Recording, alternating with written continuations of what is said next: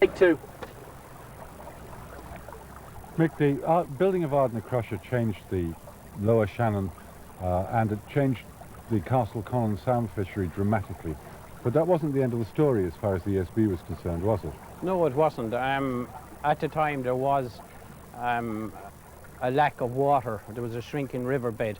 But the ESB got to grips with the situation, and there was little weirs and batteries built to retain water on certain pools. And most of the famous angling pools in Castleconnell were retained. And as time went on, then Castleconnell began to take on a new landscape. And it's probably now even a more attractive fishery because there's a whole variety of little pools and streams. And it's certainly not the end of Castleconnell since the Shannon scheme. So the development work that you do, what form does that take? Well, a lot of work has went into redeveloping pools that might have been dried up, you see, due to the reduction in the water flow. And this was very cleverly counteracted by building weirs in select places. And you'll find that now we have probably as many angling pools on the fishery as there was prior to the Shannon scheme. And another good thing is that all these new pools that have been added to the fishery have taken on the old Gaelic names of the original pools. So Castleconnell as a fishery is still very much intact. And you still have the fish? We still have the fish. We've had a poor season this in 1991. 1990 was only a fair season too in most areas. This doesn't just apply to Castleconnell. 89 was a good season all around the country, and Castleconnell provided 800 fish, which was fairly good. I could quote, we'll say, on one particular day on beat 8 there was 18 fish taken. So I mean that is a good return on a fishery. And what sort of anglers are coming here? Well, we get the visiting angler, of course, the continentals, the French and the Germans, the Italians, and we have our own native anglers. We get people travel from Dublin and indeed from the Midlands and other areas of the country. And it's fished, it accommodates 24 rods, and the ESB keep 3 open beats each day for the public to fish, and there's good access to the fishery. And the beats rotate daily, so as nobody has monopoly over any particular stretch. So it is a very fair system. Is it very expensive? Well, it's not. I think the board, the ESB, probably run the fishery at a loss, which they do. They do run it at a loss. And they run it on conservation, for conservation reasons. There's a limit of 3 rods per beat. And for that, with that kind of conservation act, you see, the board save the fish stocks on the fishery, because naturally the pools have been kind of left without the original amount of water. So for that reason, the pools are fairly isolated, so they have to be protected.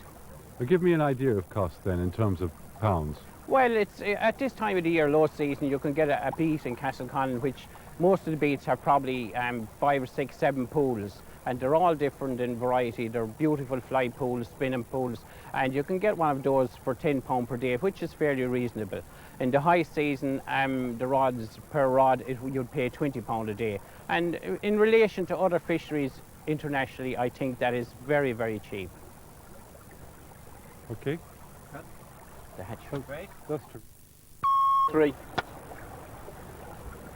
Have the ESB done anything to compensate for the fish stocks that were lost when Ardnacrusher was built? Well, they have indeed. The board probably has one of the biggest hatcheries in Europe, located on the river 3 miles upstream at Partine, and they have a very, very extensive restocking programme of Castleconnell and indeed of all the tributaries of the Shannon.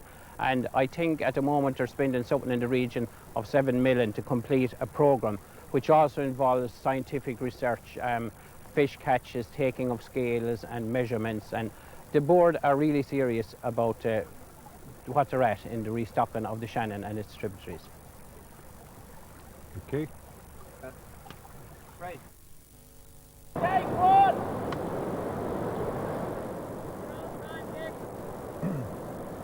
You know something, Jim? You can spend so long talking about fishing. After a while, you actually have to get out fishing. It's a lovely pool. Oh, it's beautiful, yeah. It's tailor-made for a fish. You know, you have the runs coming into the deep there. It's holding water across by that little island. That's right. You have a little breakwater to stir it up and keep it a bit fresh. I'm not very used to working these double-handed salmon rods, I must say. I mostly work a single-handed one. It takes a bit of practice. Messed it up that time. Have you any tips for me? That's right. It's well, for someone that's not used to it, you're making a pretty good hand of it. It's just a matter of practicing. But the double-handed rod, that's the 15.5 foot. It's a big lump of a rod. It's a big rod, it is. But you can see how easy it is to lift out of the water. To aerialise even this big sinking line. That's right, that's right. You're fishing a number 10 sink tip line now. You know, there's no way you'd get that on a single-handed rod. No way I'd get that. No, you couldn't cover the pulls properly. You know, to throw such a heavy line, which you do need to get down into the deep water. Yeah. Anyway, somehow it seems right to be fishing a big two-handed rod in Castleconnell, which is the home of big two-handed rods. That's right. Yeah, it is really. You know, but we're even gone down a few feet from the length of rods that they were using. Big men, there must have been. Or big men in those days. I'm pleasant at fishing, because fishing out of a boat and fishing with those great big rods is not that pleasant, really. That's right, it's not. And it tends to get a bit tedious and boring. You know, you wouldn't be able to control that big rod anywhere from a boat, not properly. No. Or even deep wading you wouldn't, because you wouldn't have the height. Oh, you haven't, no. You'll have to get the clearance behind you. But obviously from where you started there now, you walk that pool all the way down. Directly out from you, you know, down each way. I'm still not pumping it properly on the You're retrieve. still not, yeah, you're forgetting that little... I'm going to get you to give me a... Oops, on it. it's a bad cast. I'm going to get you to give me a demonstration in a second, and I'll watch you. On it. But you're making a good job. It's just remembering that little piece on it. That little pump. You don't have to throw a very long line. No, I'm throwing probably too long. In fact, I think I'll take a bit in, especially if I'm heading it over to you. Now she's on the dangle below. You take over. Right, well. And give me a demonstration. Right. No, basically what it is, keep the rod rested there on your hip. Yep. You know, some slack line in your hand. You know, this is now keeping the rod going, the rod tip. Oh, I see what you mean. All It's the moving. time. Yeah. That's right. Yeah. Now you can visualize that in the water. The fly. Fly opening up and back on it. Now, just again across. This will very gentle and relaxed and quite slow. That's right. Let the rod do the work. And it's a slower movement than with a single-handed rod. It's very, very slow, yeah. It's actually quite pleasant when you get into the rhythm of it. It's lovely fishing, and actually it's effortless, you know, when you get into it.